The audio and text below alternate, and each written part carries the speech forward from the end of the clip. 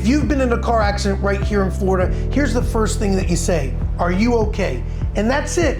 Don't admit fault, don't say I'm fine. Just check to make sure everybody's safe, and then start documenting everything.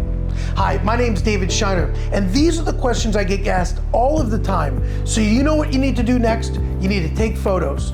Cars, license plates, the roads, any injuries, everything. Take photos of everything. Exchange information. Call the police. Get a report. See, in Florida, a report matters, especially when it comes to filing a claim with the insurance under our no-fault system. And also, and this is big, under Florida law, you only have 14 days to seek medical treatment after a crash if you want to use your PIP or personal injury protection benefits. See, that's personal injury protection, and it's important for you.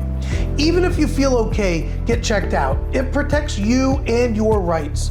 Time is of the essence. So if you've got questions, call our firm today. Let's discuss your legal rights with one of our experienced attorneys, and let's see what kind of justice we can get you.